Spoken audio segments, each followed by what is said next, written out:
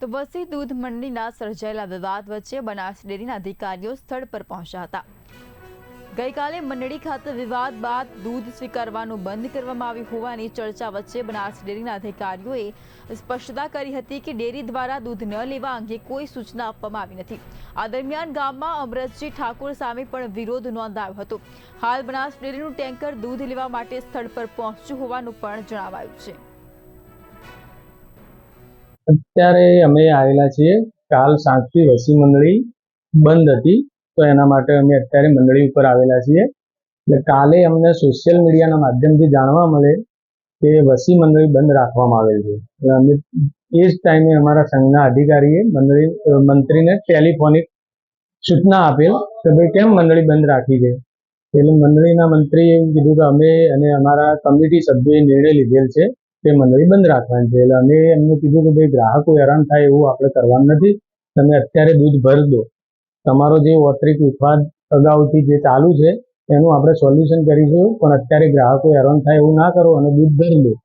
પણ એમને રાત્રે દૂધ ભરેલ ન હતું। સવારે ફરી અમારા અધિકારીએ ફોન કર્યો, ભાઈ સવારના દૂધ તમે ભરી લો, રાતે જે થયું, પણ એમને સવારે પણ દૂધ ભરેલ નથી।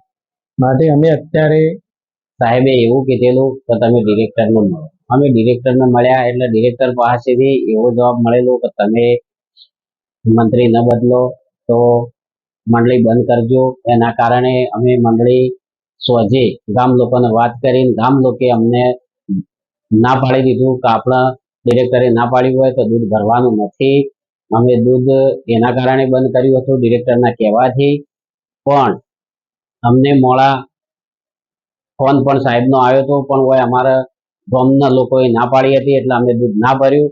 સવારે પણ ગામ લોકોએ ના પાડી હતી એટલે દૂધ ભર્યું નહોતું। સોશિયલ મીડિયા દ્વારા અમે જાહેર કર્યું હતું અને સોશિયલ મીડિયામાં જતા ડેરીના અધિકારીઓને સાહેબોને જે માહિતી મળી એના અનુસંધાને આજે સાહેબ રૂબરૂ દૂધ મંડળી આવેલા અને અમારા ગામના લોકોને ભેગા કરી અને અમને મંત્રી ચેરમેન કમિટીને બધાને ભેગા કરી એવી વાત કરી હતી કે મંત્રી તમને કોઈ ડેરીના અધિકારીએ કે ડેરીના કોઈ વ્યક્તિએ તમને દૂધ બંધ કરવાની સૂચના આપી હોય તો અમને કહો, પણ અમને કોઈ ડેરીના અધિકારીએ કે ડેરીના સુપરવાઇઝરે કોઈને પણ અમને એવી સૂચના નથી આપી કે મંડળી બંધ કરજો કે બંધ રાખજો કે દૂધ